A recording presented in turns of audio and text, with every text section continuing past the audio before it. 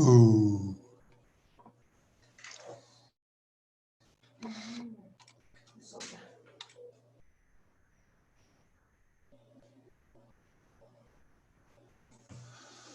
¿Dónde está esto?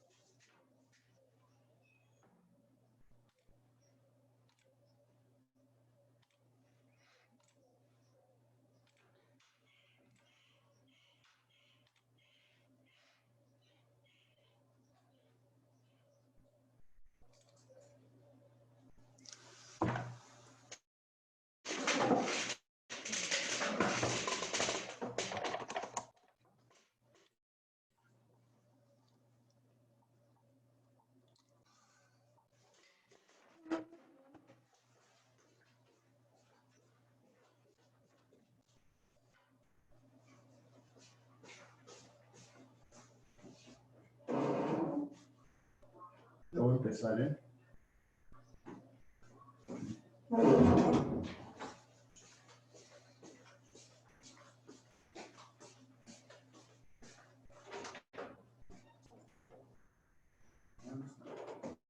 Pilar salió, no está.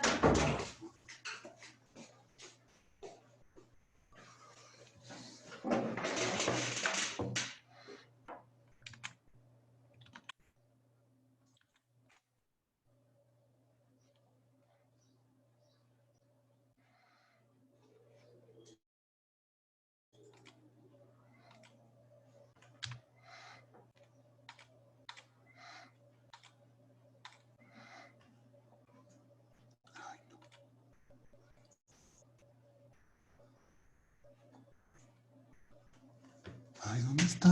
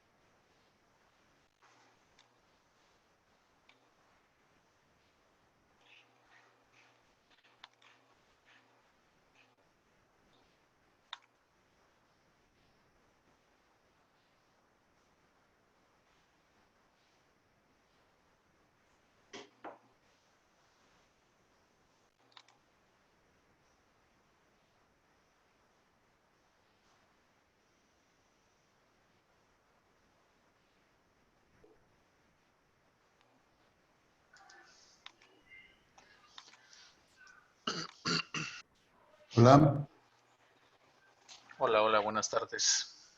buenas tardes.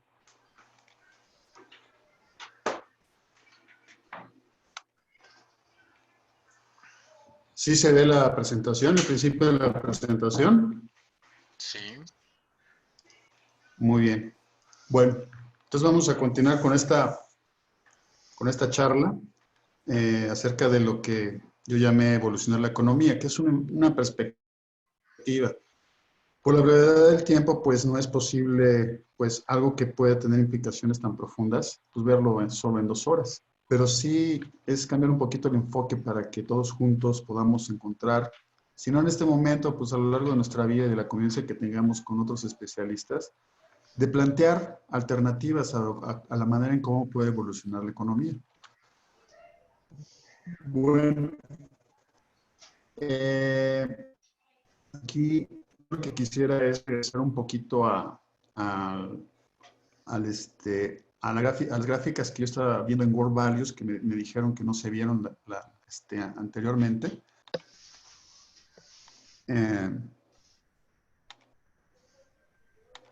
Y me voy a conectar otra vez nuevamente ahí para ver esa gráfica.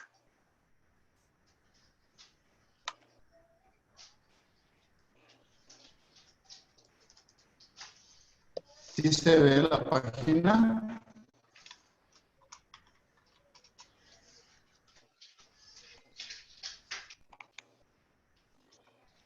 ¿Sí se ve la página? sí. Ok. Bueno. Entonces, lo que nada más regresando rápido a lo que estaba viendo en esta página de World Values y centrándome en el país de México, pues es muy fácil de manejar esto a partir del punto de la opción de menú de esta página online análisis. Yo escojo México, pero puedo hacer análisis de otros países, incluso la combinación de 2 países o más. Pero ahorita me voy a circunscribir nada más a ver México. Y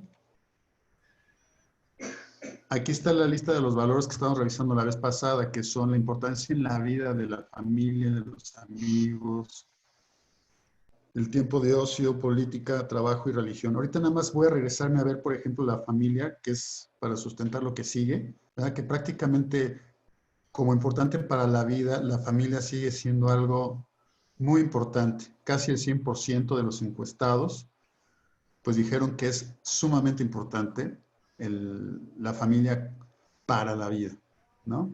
Y si nos regresamos a lo que es, nada más me voy a señalar al trabajo, pues es algo que se acerca al 90%. Y concluimos la vez pasada, pues vaya, o sea, digamos que compiten, aunque sigue ganando la familia, compiten en importancia para la vida el trabajo y la familia.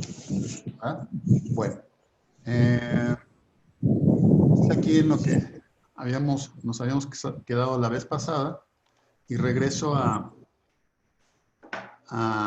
la ruta, ¿verdad? Y ahorita nos toca comenzar con la propuesta, que es un retorno a la familia como centro de la economía.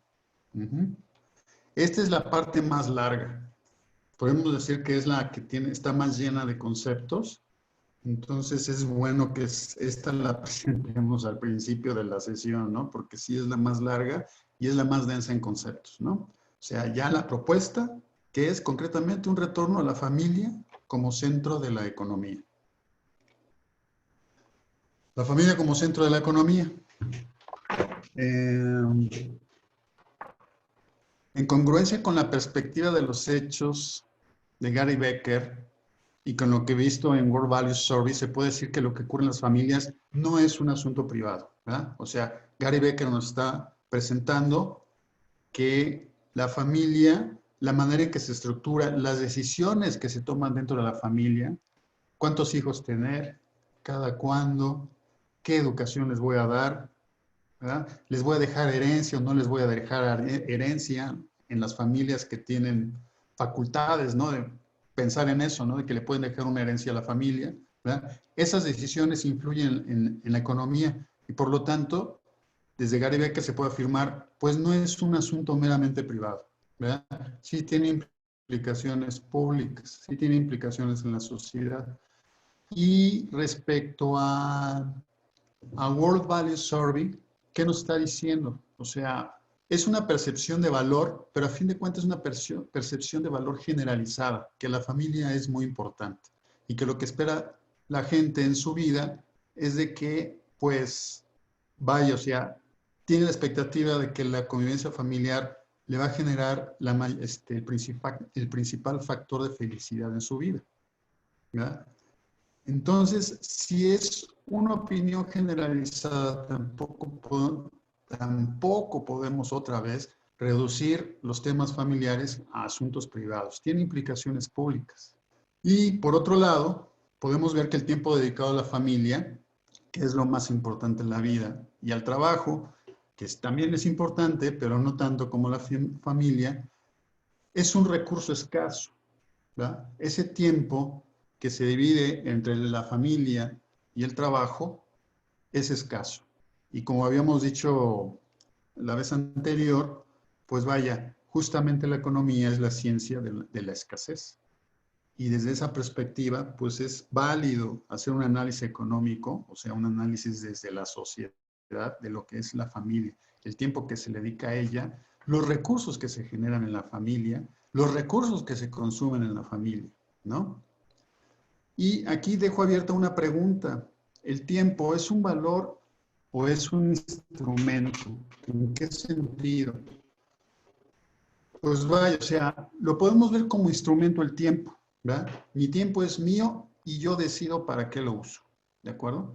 Pero, pues vaya, considerando la naturaleza social del hombre, yo creo que ese tiempo, si le damos un contenido, tiempo de quién, tiempo con quién y tiempo para qué, pues no es un asunto personal solamente.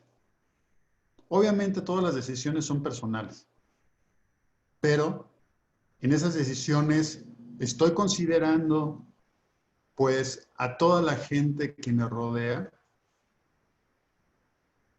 estoy considerando a las personas que dependen de mí, estoy considerando a mi jefe, estoy considerando a mi esposa, estoy considerando a mis hijos, ¿verdad? Entonces, en ese sentido, el tiempo se convierte en valor cuando a ese tiempo le damos un contenido. ¿Tiempo de quién? ¿Tiempo para quién? ¿Y tiempo para qué? Gary Becker nos inclina a pensar que no se ha invertido correctamente el tiempo dedicado a la familia. O sea, pues recordemos que él nos hablaba pues de ese deterioro en la familia con el incremento de divorcios, ¿verdad?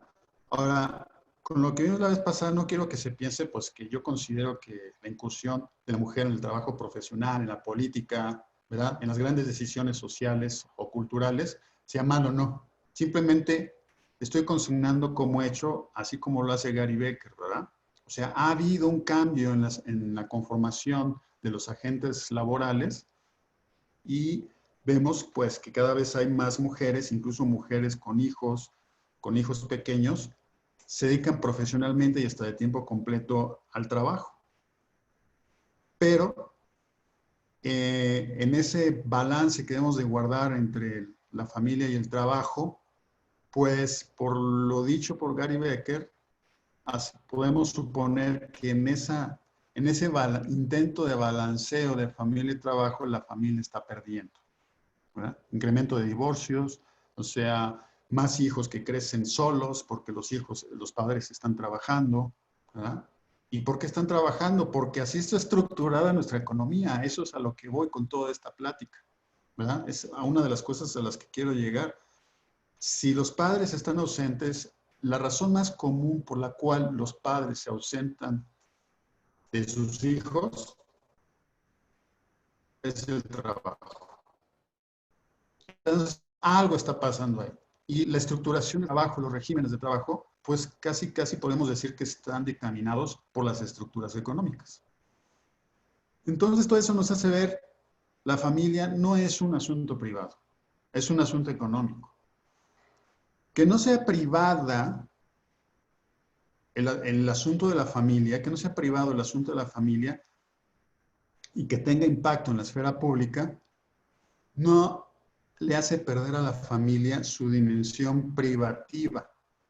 Que ahorita vamos a ver cuál es la dimensión privativa de la familia. ¿Cuál es la finalidad de la familia? Una finalidad que le compete solo a ella y a ningún otro grupo social. Es decir, abordar la familia desde la economía sí viene al caso, pero abordar la familia exige entender lo que es la familia, para no desfigurar su esfera propia y privativa.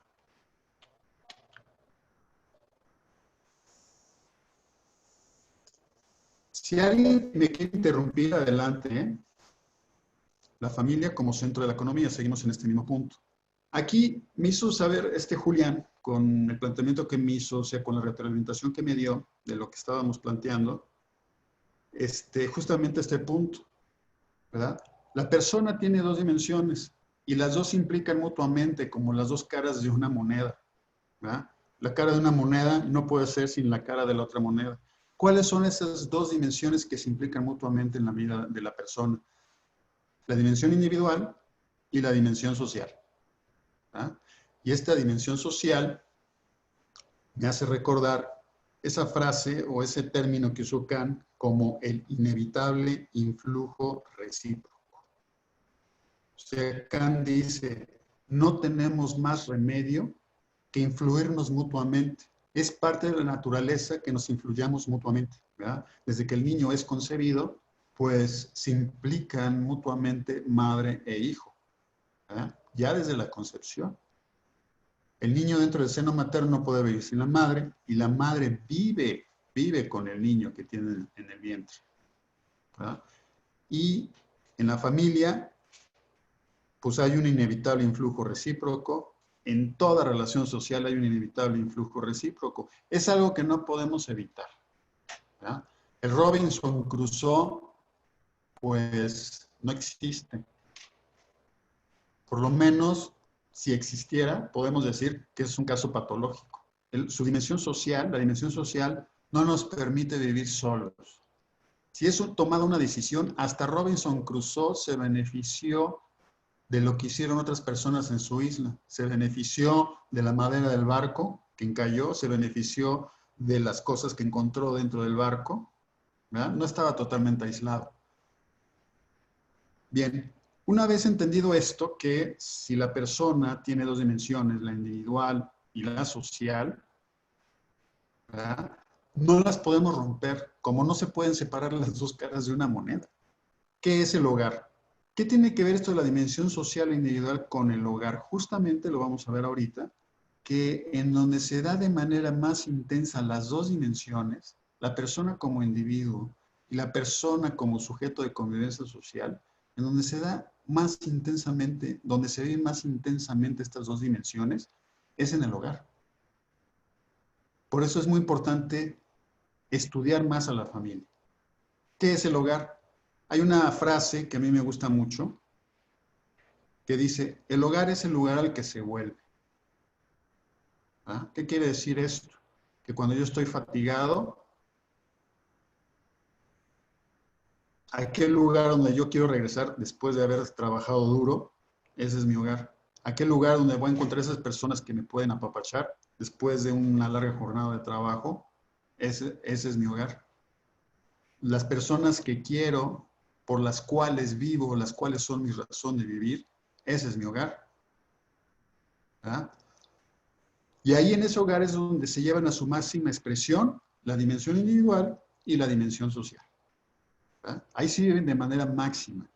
Podemos pensar en donde se viven de manera máxima es en la globalidad o es en el mundo de la política, ¿verdad? Porque tiene mayor impacto social. No, yo en lo que estoy pensando es el mayor impacto interno para cada persona, ¿verdad? Es en la familia en donde se maduran estos dos aspectos, el aspecto individual y el aspecto social. En la familia es donde el niño empieza a conocerse a sí mismo, empieza a saber quién es él mismo, empieza a descubrir sus propias capacidades, empieza a descubrir pues qué es lo bueno y lo malo para él.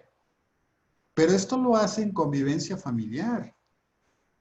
Eso es lo importante. Y empieza a, también ahí en la misma familia, a aprender valores sociales, el respeto, ¿verdad? La tolerancia, la paciencia, el compartir penas, el compartir alegrías. Todo eso se aprende en un hogar. Y respecto al inevitable influjo recíproco, pues vaya, si bien Kant nos dice que es inevitable, pero le cabe a la persona decidir acerca de el cómo de ese inevitable influjo recíproco. Y aquí yo digo, pues hay que apostarle al amor. Dado que no tenemos más remedio que convivir, pues vamos a apostarle al amor, que es la mejor manera de convivir. ¿Qué es el amor? Esto es algo poco entendido. La definición más breve que he encontrado de qué es el amor, pues es buscar el bien de otra persona. ¿Ah? Es la definición más breve que he encontrado, pero es muy rico este concepto del amor, un concepto yo creo que es de los menos entendidos. ¿Qué es el amor? Es captar lo invaluable que es el otro. ¿Ah? Así como una obra de arte como la Gioconda, como la Torre de Pisa, como pues no sé, el Golden Gate o el Empire State, ¿verdad? Prácticamente podemos decir que son invaluables. Decir invaluables es que están fuera del mercado, ¿verdad? Tiene un valor estimativo tan grande que prácticamente están fuera del mercado, ¿verdad? Se dice que la Gioconda, por ejemplo, tiene un valor, pero ese valor es abstracto porque es en términos de lo que se tendría que pagar si se pierde, en términos de la póliza de seguros, ¿verdad? Pero si incluso hacemos a un lado ese valor que lo determina pues, la póliza de seguros, la Gioconda es invaluable, está fuera del mercado, es un patrimonio de la humanidad. Podríamos decir eso del amor, que en el amor se puede descubrir justamente lo invaluable que es cada persona. Podríamos decir que un compromiso moral debería ser considerar a cada persona que conocemos como un patrimonio de la humanidad. Alguien invaluable. Amar es captar lo invaluable que es el otro, más allá del atractivo físico y psicológico. ¿Verdad? Obviamente el amor empieza con el amorío, con el enamoramiento. ¿Verdad? Justamente empieza con los atractivos físicos y psicológicos. Tu manera tu apariencia, que eres bonito, que eres guapo, ¿no? Que tienes bonito cuerpo, ¿verdad? O lo psicológico, tu manera de pensar, tu carácter. Pero el amor va más allá de esos aspectos que luego pueden parecer tan importantes, ¿verdad? Más allá, el amor va más allá del atractivo físico o psicológico. Es admirar y gustar lo sagrado de su persona, ¿verdad? Esto es muy importante porque o sea, ¿qué es lo contrario de lo sagrado? Lo instrumental, ¿verdad? Lo sagrado podemos decir que tiene un fin en sí mismo, ¿verdad? Que tiene un valor en sí mismo, por eso se le venera. En cambio, lo instrumental, pues eso, lo uso cuando me es útil y lo desecho cuando ya no me sirve. ¿Cuántas veces tratamos a la persona así? y nos provoca eso, significa que contamos en cosas. Permítame un momento, parece que tengo problemas con...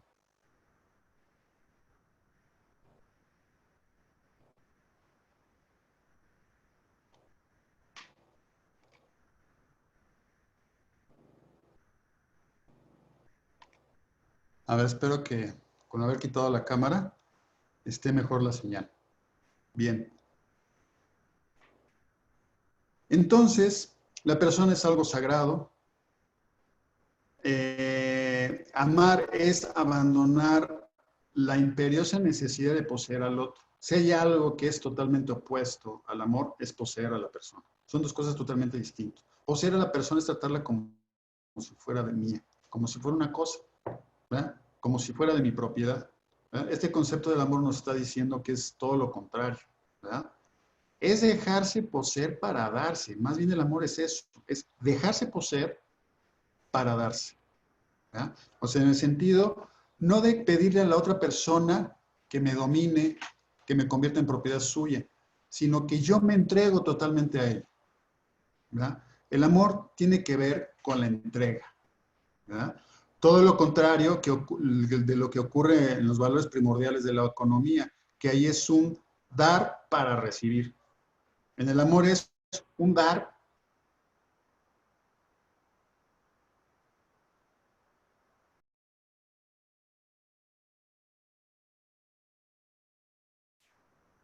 porque quiero dar del mercado central, ¿no? Pero que sí, que se mantengan, pero no a costa de perder la otra gran dimensión de la persona, que es justamente el amor, que es la manera más sublime que podemos nosotros experimentar nuestra dimensión social.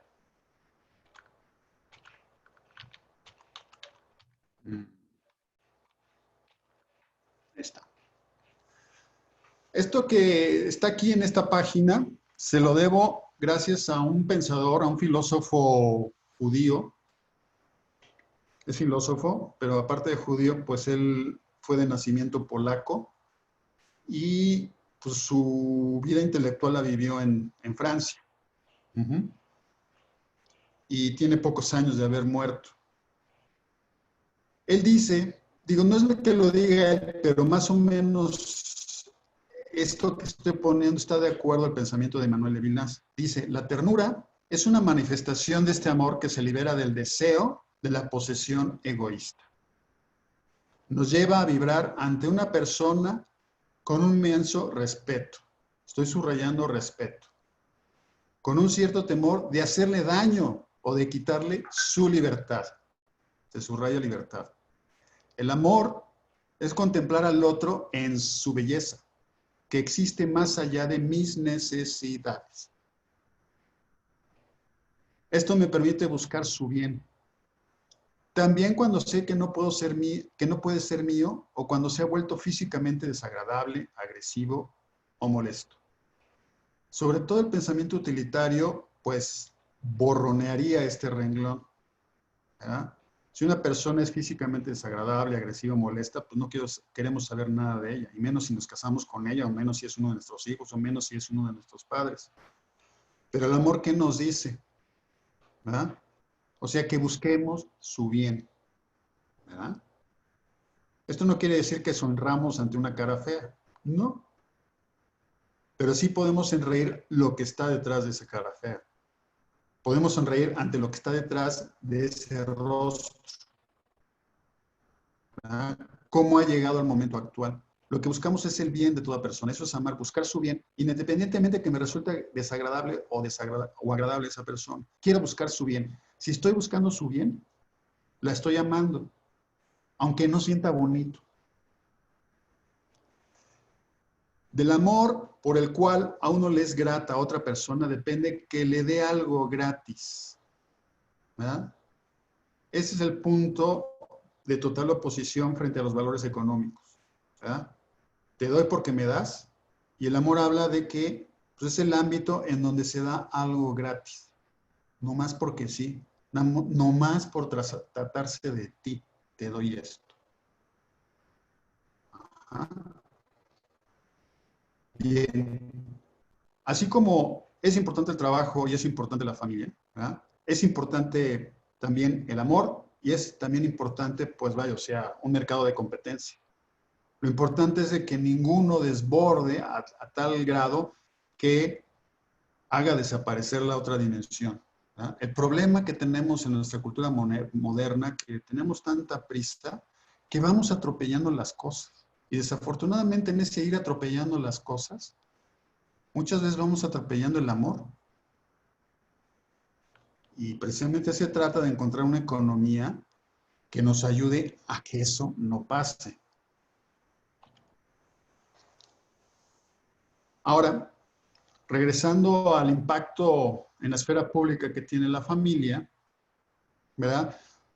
Doy un ejemplo de entidades concretas del sector público que influyen directamente, pues, en el bienestar familiar, como son la salud pública, la educación pública, el empleo, los impuestos y las políticas económicas, etcétera, ¿no? O sea, yo creo que ninguno de nosotros tenemos duda de que, pues, las decisiones que toman los políticos en torno a estos ámbitos, de la salud, de la educación, del empleo y del aspecto fiscal y económico, pues impactan en las familias, impactan en los bolsillos.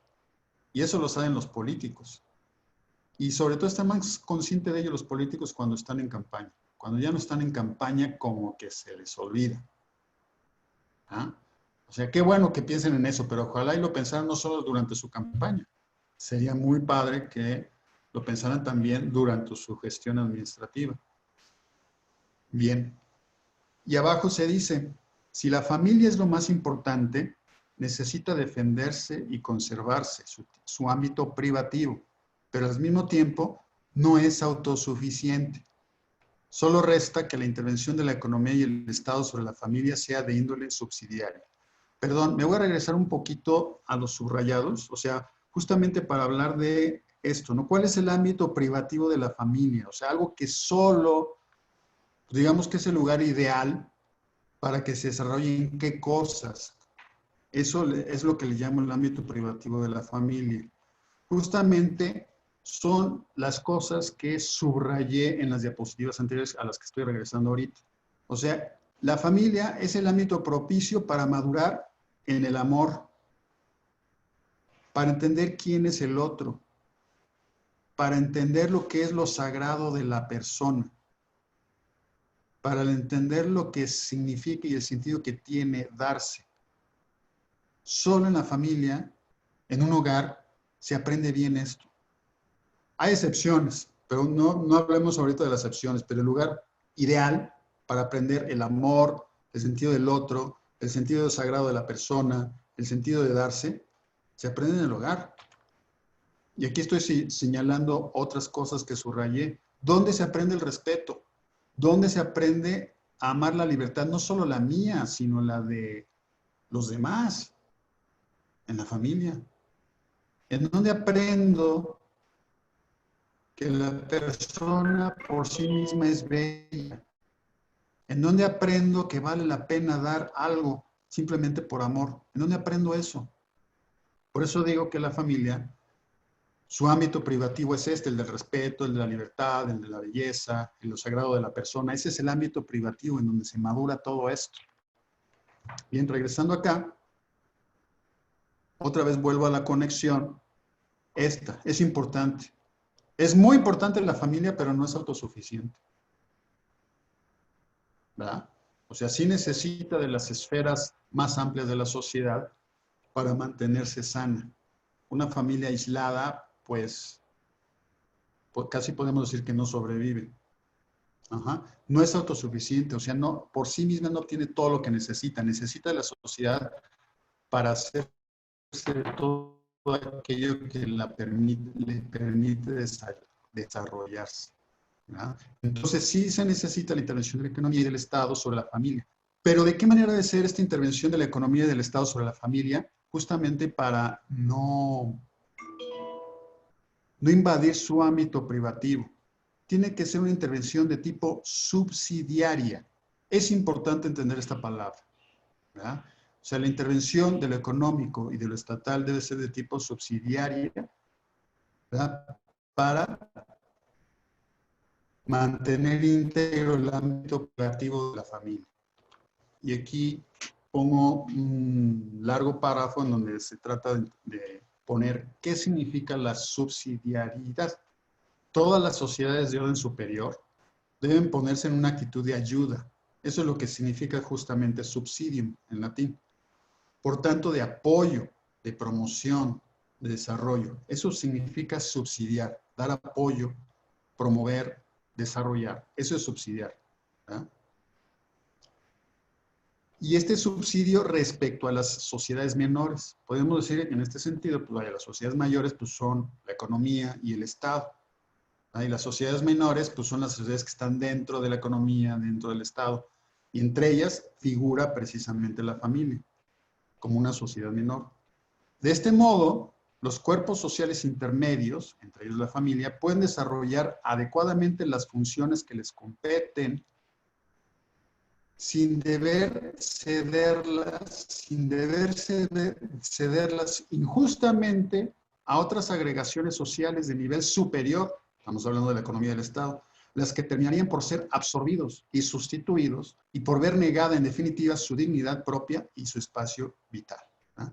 De eso se trata, que tengan una postura subsidiaria el Estado, la economía, la globalidad, las empresas transnacionales, que tengan una postura de subsidiariedad respecto a las sociedades menores entre las que se encuentra la familia, ¿verdad?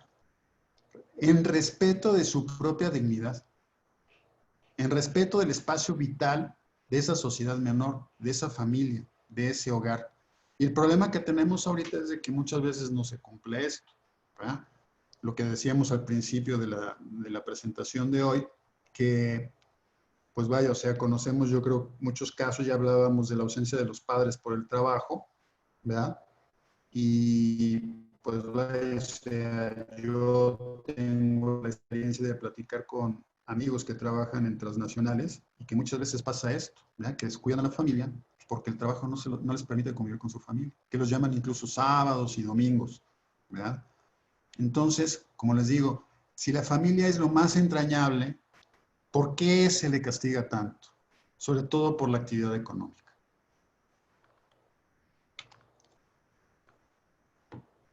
La economía y el Estado, sociedades de orden superior, deben apoyar, promover y desarrollar a las sociedades menores para que éstas funcionen según su propia finalidad.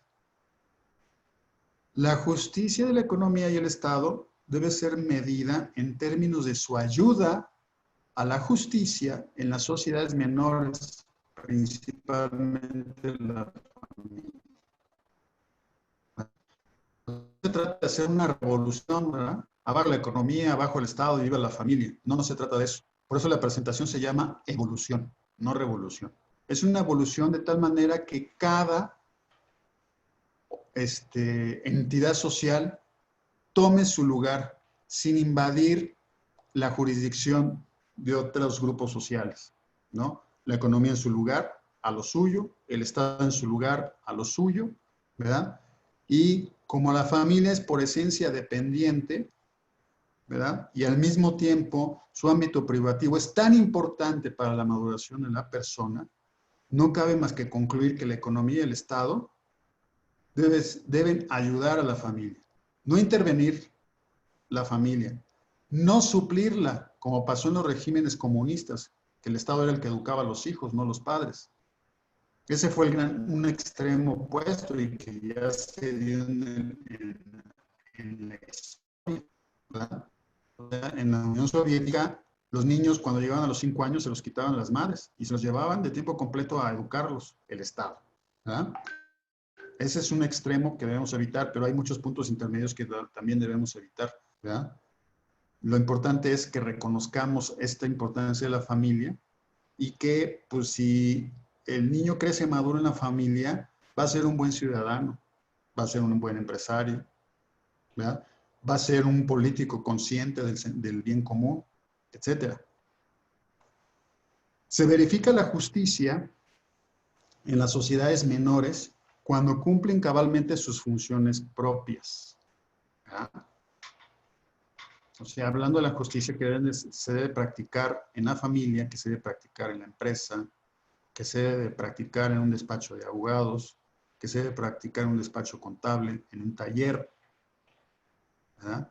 En la medida en que la economía y el Estado contribuyan a que se dé la justicia en las sociedades menores, en esa medida la economía y el Estado están cumpliendo su función. Si se dan cuenta, no se trata de disminuir el rol de la economía y el rol del Estado. Simplemente es que ese rol se vea desde la perspectiva subsidiaria, que no son fines en sí mismos la economía. O sea, que la economía, sus leyes no son 100% autónomas. Obviamente como ciencia, tiene autonomía como ciencia la economía, pero no es toda la realidad de la sociedad humana la economía. Muchas veces los economistas discurren como si fuera la única dimensión digna de tomar en cuenta para la vida de las personas. Y lo mismo del Estado. Ya hemos vivido en la historia los estados que dicen la persona es para el Estado, no al revés. Y la tesis que sostenemos aquí, pues es precisamente la correcta. El Estado, la economía, para la persona. Y si es para la persona, por lo tanto, también para la familia. Una aplicación ejemplificativa de todo lo que se ha dicho de la familia como centro de la economía. O sea, ¿cómo se podría traducir de manera inmediata? Esto es un ejercicio mental, ¿eh? Les digo, o sea, toda esta presentación es un ejercicio mental, pero yo creo que hay ideas que tal vez a lo largo de la historia podrían madurarse. Un ejemplo, por ejemplo, el DIF, lo que ahora se llama el Sistema Nacional para el Desarrollo Integral de la Familia. Si la familia es tan importante, ¿verdad? Ya hemos visto que es sumamente importante desde el punto de vista del Estado, desde el punto de vista de la economía, si es tan importante, ¿por qué no darle la importancia al Sistema Nacional para el Desarrollo Integral de la Familia? Empoderar este sistema. Lo mismo la Procuraduría del Consumidor. ¿Qué tiene que ver la Procuraduría del Consumidor con esto? Porque, pues vaya, si a fin de cuentas los consumidores finales, ¿quiénes son? Las personas que viven en una familia. Y muchas veces las decisiones de consumo que se toman, se toman en familia, ¿verdad? Según la maduración que van teniendo en la familia. Es lo que se va consumiendo. Entonces también es muy importante empoderar una dependencia como la Procuraduría del Consumidor, ¿verdad? Y con qué enfoque, justamente que la gente toma de acuerdo lo que necesita y como miembro de una familia, ¿verdad? Que desde el punto de vista del consumo, esta Procuraduría defiende a la familia. Desde el punto de vista de economistas que han hablado de esto, ¿no? O sea, de una economía dominada por sociedades de consumo. O sea, que no es más que un consumidor formado, que es un consumidor que se pone en alianza con otros consumidores para que el poder de la economía esté del lado del consumo, no de la producción, ¿verdad? Porque la familia está del lado del consumo. Por eso es importante una Procuraduría del Consumidor, un poquito para que por lo menos se pueda voltear la tortilla de vez en cuando, ¿no? No todo del lado de las grandes empresas, no solo las empresas que se les exenta de impuestos, porque a las familias no se les exenta de impuestos, porque solo a las grandes empresas, solo porque tienen importantes abogados que tienen el conocimiento y la influencia suficiente para incidir en las decisiones que toman algunos jueces para perdonarles regímenes fiscales o cambiar las leyes fiscales para que se exenten de impuestos. ¿Por qué no hacer lo mismo con la familia? Por eso es importante darle un peso mayor a una Procuraduría del Consumidor para que empodere el consumo, que es del lado donde está la familia. Otra dependencia que resulta muy interesante, ¿verdad? Para que contribuya a que la familia realmente sea el centro de la economía es una auditoría superior de la Federación, ¿verdad? En donde entendemos el sentido de la verdad y de la integridad en la familia, ¿verdad? Es en la familia donde deberíamos de aprender, pues, qué es la verdad y qué es lo justo. Ajá. Y que no es bueno robar. Aunque sea un peso, el robo es robo. Aquí en México nos han acostumbrado, yo he oído muchos comentarios, bueno, es que robó poco, pero hizo muchas cosas malas, hablando de los gobernantes. A ver, robó, ¿verdad? Y pues vaya, o sea, las mafias dentro del poder, independientemente sean de izquierda, de derecha o del centro, las mafias del poder, eso es lo de menos. Ajá. Están estructuradas para robar, ¿verdad? O sea, aquí en México, poco a poco íbamos madurando instituciones autónomas de vigilancia, justamente para evitar eso, ¿no? Que por ley, pues todas las compras del gobierno fueran por licitación. Eso se fracturó, ¿verdad? Aquí quiero plantear otro asunto, hablando de la Auditoría Superior de la Federación. Muchos de nosotros somos víctimas de la contabilidad electrónica.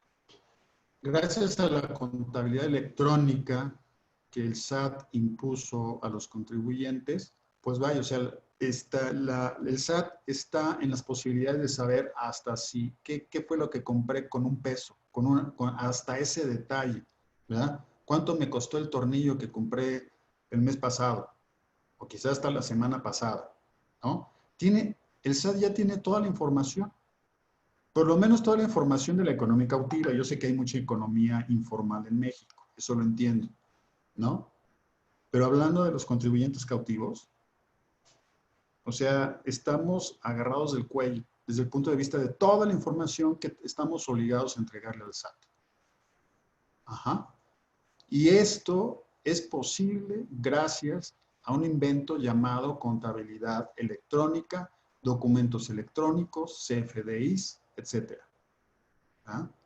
Bueno, si el gobierno logró eso para el contribuyente, ¿por qué no imponemos una contabilidad electrónica a las dependencias del gobierno para que sean más transparentes ante el ciudadano? Por eso cobra mucho sentido una dependencia como la Auditoría Superior de la Federación, ¿verdad? Una auditoría que sea independiente, que tenga la capacidad para auditar, que esté empoderada, porque ahorita la Auditoría Superior de la Federación casi nada más hace labores de vigilancia y de advertencias y recomendaciones, pero no puede presentar denuncias, no puede demandar, ¿verdad? Si no hay petición de parte ante un juez. Entonces, la idea es empoderar a la Auditoría Superior para que tenga esas facultades de denunciar, facultades de iniciar procesos administrativos y penales, ¿verdad? Para saber qué está pasando en una auditoría, en una dependencia de gobierno, ¿verdad? Y si esta Auditoría Superior de la Federación hiciera obligatoria la contabilidad electrónica para las dependencias de gobierno, pues vaya, y que esa contabilidad electrónica sea transparente hacia los ciudadanos, que pudiera consultar esto, ¿verdad? Entonces, ¿qué tiene que ver esto con la familia? Pues justamente, o sea, ¿quiénes son los que al final de cuentas pagan impuestos? Los que tienen ingresos en las familias. ¿Quiénes son los más interesados en que en las dependencias de gobierno no se robe? Justamente, pues, para que haya recursos suficientes para subsidiar a la familia, por ejemplo. Por eso siento que, y esa manera ejemplificativa, puede haber otras dependencias que pudiéramos considerar, pero yo siento que, por ejemplo, estas tres dependencias, el DIF, la Procuraduría del Consumidor, la Auditoría Superior de la Federación, son dependencias que deberían estar más empoderadas para que el Estado realmente fuera subsidiario de la familia.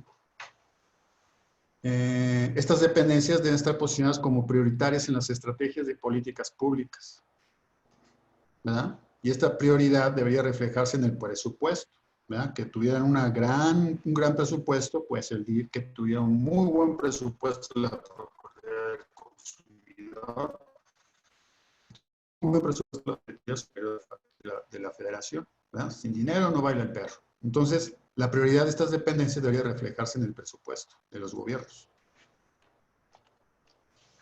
Bien, entrando ahora a... ¿Dónde vamos? Me voy a regresar un poquito acá. ¿Dónde vamos? Esta es la ruta.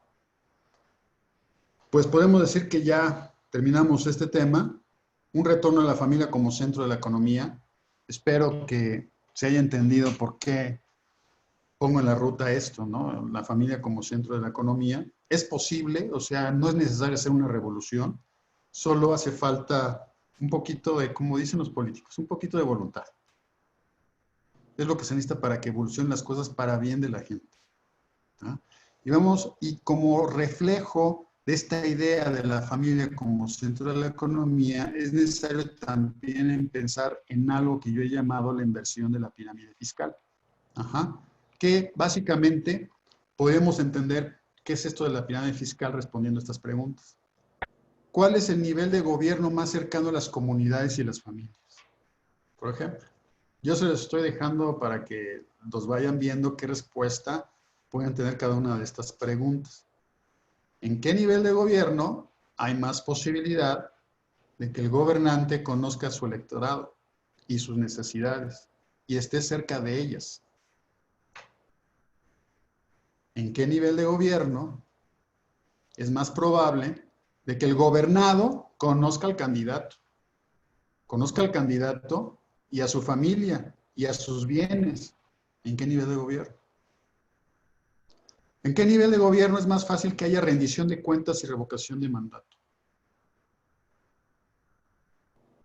¿En qué nivel de gobierno es más probable que se controle la influencia negativa de poderes ajenos a los intereses de la gente? Todas las preguntas necesitarían contestarse juntas, ¿verdad? Porque es una realidad compleja, esto del gobierno. Y pues vaya, de manera implícita, pues aquí estoy presentando, y es lo que yo pienso, que se responde de manera firme, todas estas preguntas diciendo, pues los gobiernos locales. En el caso de México, los ayuntamientos. Que satisface con todo esto. ¿Quién es el gobernante más cercano a la familia? Pues el presidente municipal, ¿verdad? Es el que atiende a las cosas del día a día, de mi entorno vital, ¿verdad? La luz, bueno, la luz es de fuente federal, pero no tiene nada de malo que pudiera ser administrada por los municipios. ¿Ah? El drenaje, el agua, ¿verdad? El impuesto predial, pues es municipal. Quizá a costa de reducir otros impuestos se podría aumentar el impuesto predial, por ejemplo. Sería una medida, yo no digo que fuera la única. A lo mejor solita no serviría de nada. Pero ¿por qué no disminuir otros impuestos y aumentar el impuesto predial justamente para empoderar más a los municipios? Para que se cumpla eso que dice la letra de la Constitución. Un municipio libre. No existe el municipio libre si no tiene presupuesto. Y un buen presupuesto. No se puede hablar de que los municipios sean libres, ¿verdad? Yo todavía me acuerdo muy bien cuando le pregunté a un funcionario municipal, el encargado del cuidado del ambiente. Eso fue en otra administración honesta. Que le pregunté, oiga, si los coches son los que más contaminan el aire, ¿por qué no se ponen medidas más estrictas?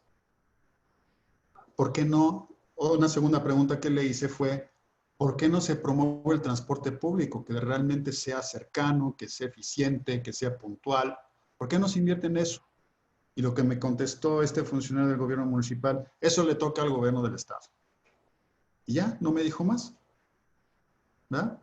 Entonces, si las decisiones importantes se toman por el gobierno municipal, ya no tenemos que, ya el gobernador no tendría, el presidente municipal no tendría excusas, si está empoderado no tendría excusas para decir, es que le toca al gobierno del estado, es que le toca al gobierno federal, ¿verdad?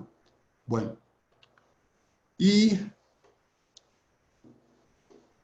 esto es más o menos figura, dibujar un poquito en esta diapositiva cómo pienso yo cómo podría darse esta inversión de la pirámide fiscal. La principal fuente de ingresos fiscales deben de ser los ayuntamientos, ¿verdad? Para que sean verdadero municipio libre, ¿eh? Eso es la letra de la Constitución, el municipio libre, aunque no dice cómo, pero no puede haber municipio libre si no hay presupuesto. Que los municipios sean fiscalizados por organismos ciudadanos y por la Auditoría Superior de la Federación. O sea, la Auditoría Superior de la Federación debería de, ¿cómo se llama? Fiscalizar gobiernos a todos los niveles, municipal, estatal y federal. Tales organismos ciudadanos pueden tener facultad para iniciar procesos a petición de parte, ¿verdad? Por ejemplo, esto es un ejemplo, que esto, incluso si le rascamos a cada uno de estos puntos, tenemos pensando en una normatividad muy particular. Que los ayuntamientos sean contribuyentes fiscales de los gobiernos estatales y los gobiernos estatales sean contribuyentes del gobierno federal. O sea, es invertir la pirámide y que realmente sea una pirámide de contribuyentes. Porque ahorita la base de contribuyentes es totalmente plana. Los gobernados, son los gobernados los que pagan impuestos. ¿Por qué no armar una pirámide en la que los contribuyentes no sean los únicos que pagan impuestos, sino convertir en contribuyentes también a los mismos gobiernos? Y que esta pirámide sea en cascada, ¿verdad? Los municipios pagan impuestos a los gobiernos estatales y los gobiernos estatales pagan impuestos al gobierno federal. Pero la fuente de todo, pues, es la base, que son los gobiernos locales, ¿verdad? Donde debe de haber el verdadero ingreso es en los gobiernos locales. Otro aspecto de esta inversión de la pirámide fiscal, se simplifica el control fiscal porque se estratifica. El ayuntamiento fiscaliza a los contribuyentes locales, el gobierno estatal fiscaliza a los ayuntamientos, el gobierno federal fiscaliza a los gobiernos estatales. Y lo penúltimo, lo siguiente, es sumamente importante desde el punto de vista económico. El poder se pulveriza. Si se empodera a los municipios, se está repartiendo el poder, se está democratizando el ejercicio del poder. Y si está pulverizado el poder, si está democratizado, si está repartido, se vuelve menos manipulable por fuerzas externas. ¿Qué es lo que pasa ahorita? ¿Verdad? Si alguien quiere manipular la economía de México, basta con que vaya al Palacio Nacional, ¿verdad? O que vaya al Congreso de San Lázaro, y si les cae bien a los senadores o a los diputados y al presidente federales, ya le hicieron. Pero si realmente tuvieran el poder los municipios, eso no sería tan fácil. Por último, la Auditoría Superior de la Federación debe ser un órgano autónomo con facultades para auditar e iniciar procesos administrativos y judiciales sobre toda dependencia gubernamental de cualquier nivel. Un efecto inmediato del anterior es prevenir el cacicazgo, ¿verdad? La idea es que el candado tenga pues justamente dos tenazas, ¿verdad? De tal manera que nadie se escape. La idea es, pues sí, empoderar al municipio, pero que no sea pues un nido de caciques tampoco. Es empoderar al ayuntamiento, al municipio, no al presidente municipal, ¿verdad? Y con todos estos candados de contabilidad electrónica, ¿verdad? Documentación electrónica exigida a los gobiernos, ¿verdad? De que sea transparente las leyes que imponen la necesidad de que para toda compra debe haber una licitación, ¿verdad? Se evitarían los cacicazgos, ¿verdad? Empoderar al ciudadano para que pueda revocar mandatos, y eso evitaría los cacicazgos.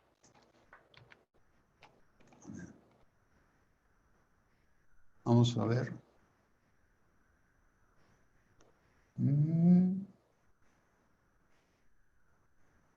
¿Dónde está?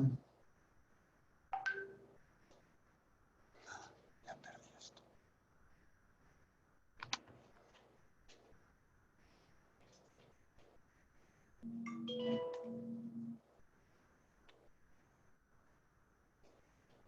Muy bien.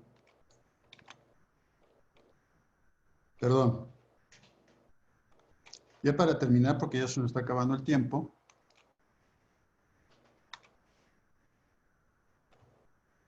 La siguiente diapositiva. El nuevo rol de las religiones, la política, el derecho y la tecnología. Aquí no abundo mucho. Simplemente estas instituciones, las religiosas, las políticas, las de derecho y las de tecnología, en común que deben de tener esta virtud de ser fieles al bien común. No trabajar para unos cuantos, sino trabajar para la gente en realidad, ¿verdad? Hablando de las religiones, que la libertad religiosa sea verdaderamente libertad. Con vocación a defender la libertad de toda persona, principalmente la libertad de la conciencia. Una religión es buena en la medida en que defiende la dignidad y la libertad de cada uno, no solo de los correligionarios. Libertad política, el Estado como instrumento de la gente, no de los cabilderos con mayor influencia o poder. El imperio de la ley. La ley se define como una prescripción de la razón, tienen que ser racionales, en orden al bien común, promulgada por aquel que tiene el cuidado de la comunidad. Hay una serie de virtudes que se tienen que vivir para que haya imperio de la ley, ¿verdad? La gente tiene que ser razonable, gobernantes y gobernados, ¿verdad? Que prive el bien común, o sea, que se busque el bien de todos, no nada más de unos cuantos, ¿verdad? Y que los gobernantes promulguen estas leyes con el fin de cuidar a la comunidad. Si promulgan una ley, es que saben que esa ley va a cobijar a la comunidad, no unos intereses. Y a fin de cuentas, la tecnología. El ejercicio de las libertades anteriores garantiza que científicos y tecnólogos se impregnen de una conciencia del bien común como catalizador del progreso.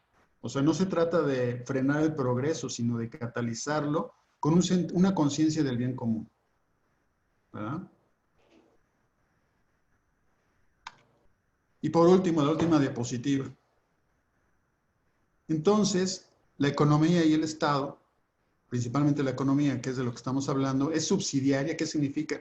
Subsidiaria de la persona, subsidiaria de la familia, subsidiaria de la empresa, principalmente.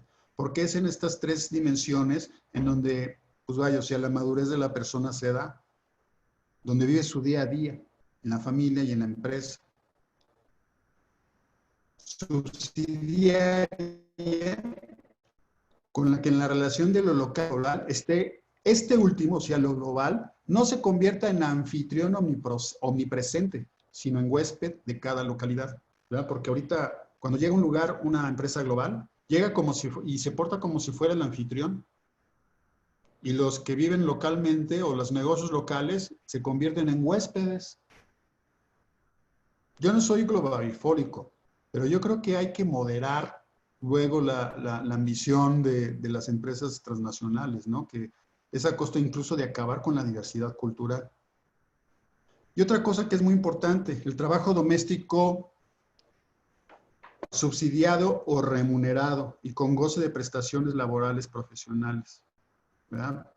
Esto un poquito contestando a los planteamientos de Gary Becker, ¿no? De cómo se ha distorsionado pues la vida familiar cuando la mujer ha incursionado en el trabajo, que esto no es malo. Pero yo creo que una cosa que podría balancear las cosas es de que el trabajo doméstico fuera remunerado o fuera subsidiado, ¿verdad? Y esto es propuesto no por cualquiera, ¿verdad?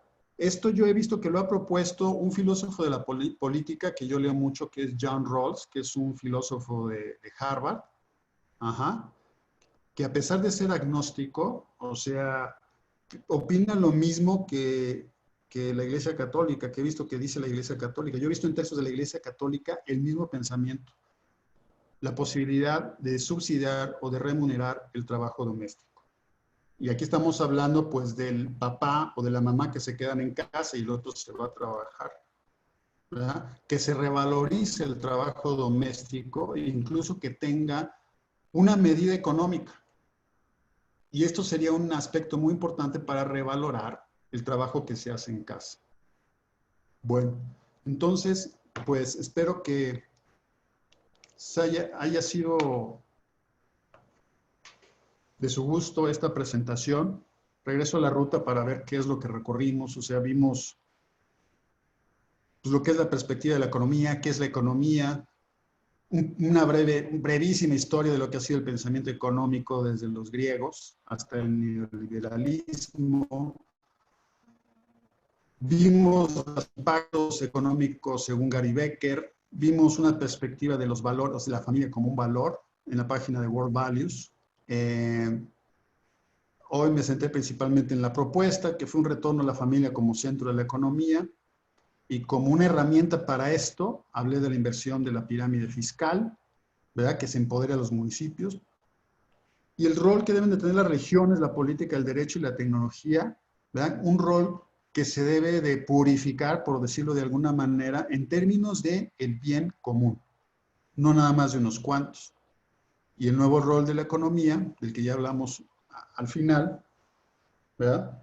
Que sería, a fin de cuentas, yo así le llamo y así termino, una economía subsidiaria, para hacerle contrapeso a la economía de competencia. Muchas gracias. No sé si tengan alguna pregunta.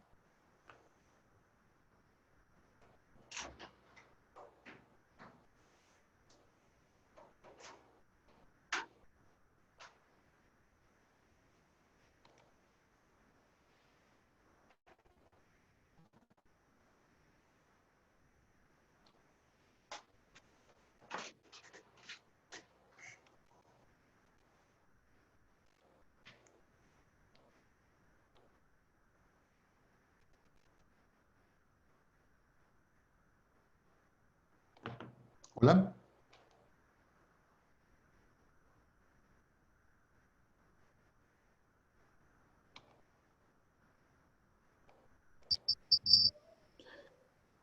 Alberto, pues yo quería ser el primero en tomar la palabra, quería dejar que los demás también hablaran algo, pero la verdad es que me gusta mucho tu enfoque. Se me hace, me encanta encontrar una lógica simple de las cosas, ¿no? Parece tan sencillo en la forma en cómo nos lo platicas, que dices, cada quien en su posición, cada quien en su rol, en la parte en la que juega, ¿no? Me encanta haber encontrado la respuesta de la primera sesión, que sé yo, bueno, ¿y quién es responsable, no? La parte de subsidiariedad, que ayuda mucho a entender cuál es el mecanismo, cuál es el medio, hasta dónde debe llegar quien deba de llegar. Y algo que se me hace fascinante, que ojalá y después nos pueda seguir platicando más de todo esto en algún otro momento, ahora que tenemos tal cantidad de datos con esta parte de la Big Data, inclusive ha habido iniciativas como los think tanks famosos estos, que reúnen esa cantidad de información, la analizan y presentan propuestas, ¿no? Que en algún momento han sido banderas de nuevos políticos para crear nuevos programas, nuevas políticas públicas, ese tipo de cuestiones.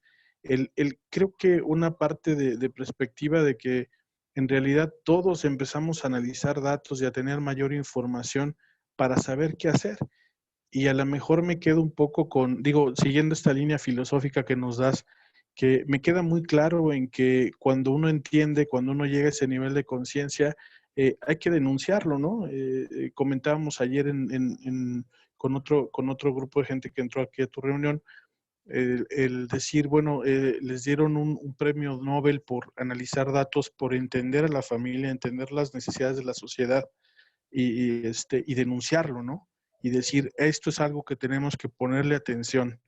Me parece que algo que necesitamos siempre es alguien que nos ayude a saber a qué ponerle atención en forma correcta para que cada vez sea más evidente, crear esa ruta lógica e inclusive defender la parte de nuestros derechos, ¿no? Y inclusive saber a quién nos acercamos, ¿no? Hablabas de los niveles políticos, ¿dónde es más efectivo?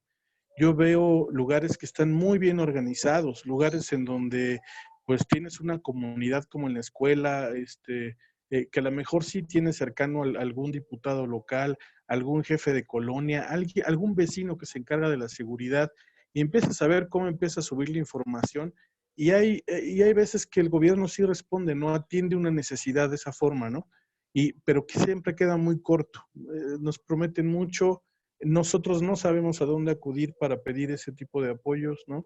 Hay cosas que a lo mejor en cuanto a acción, parte de responsabilidad de cada uno de nosotros, también falta el denunciarlo, el tratar de redefinirlo, proponerlo, para que no se quede solamente como esa parte, a lo mejor que parece hasta romántica, ¿no? Y que dices, oye, ¿y cómo nace una ley? ¿No? Porque no todos tienen la capacidad de ir afuera de los cabildos de la Cámara de Diputados y la Cámara de Senadores a que les den un apoyo y en ese momento firman el acuerdo y les lanzan un apoyo, ¿no?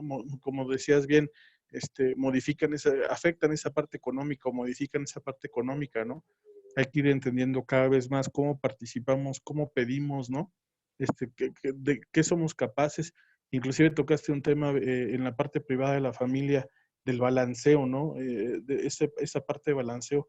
las decisiones que tomamos hacia adentro de la familia, de dónde tomo más datos, de dónde, con quién me relaciono para tener ese equilibrio, para generar ese balance, ¿no? La parte de educación pública, que me ayudaría inclusive a, si se mejora, a no tener que derrochar dinero ahí, poder dejar un patrimonio, todo ese tipo de cosas que se empiezan medio a entrever y que dices, quedo siempre muy incompleto, cada vez hay menos temas de los que puedo tener acceso, tener información, a pesar inclusive de mecanismos como transparencia o este tipo de datos que ya están abiertos, ¿no? Te metes a la página de GovMX y hay un montón de información, pero pues nunca sé por qué tomaron una decisión u otra, y no se deja ver que la parte política, ¿no? Por qué tomar una decisión por encima de otras personas. Digo, cada vez se empieza a hacer un poquito más de conciencia. Pues la verdad es que se me hace muy útil y se me hace muy, se me hace muy, muy padre el tener esos enfoques, ¿no? De esa parte interna y externa, de cómo la familia puede ser el centro de la parte económica. Te agradezco muchísimo, se me hace muy interesante el tema y ojalá y podamos continuar con esto en algún otro momento, que nos dejes más datos.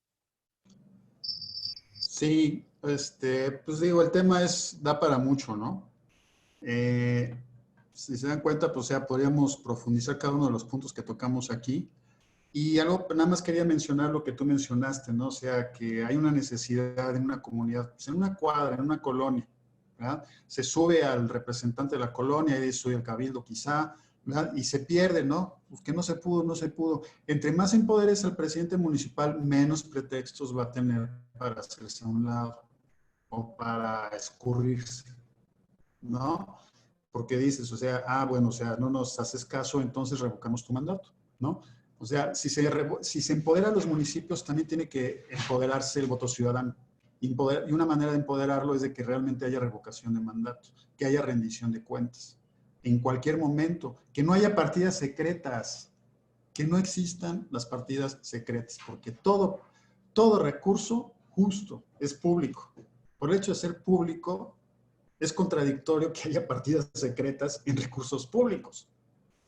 Son muchas cosas las que tenemos que empezar en torno a esto.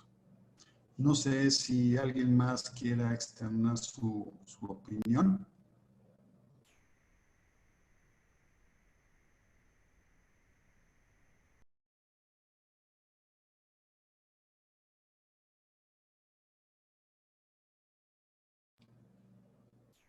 Bueno, al parecer parece que no hay más participaciones y espero que pues nos deje una pequeña huella esto.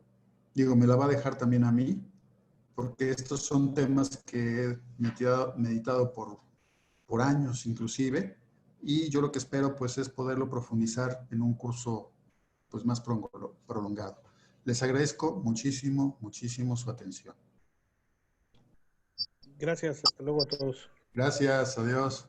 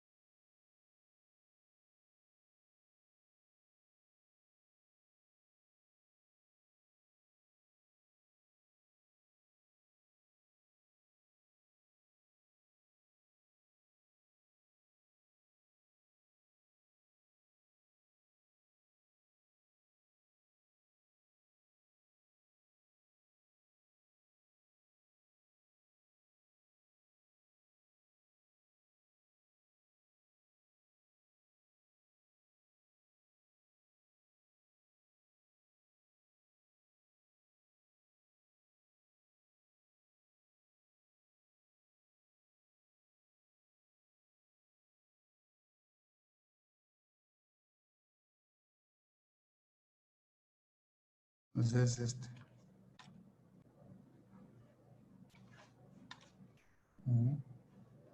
Por ejemplo, todavía hay 2 personas ahí perdidas A en el ver. espacio. Mira, está Julián. Todavía está Julián ahí. Ah, pero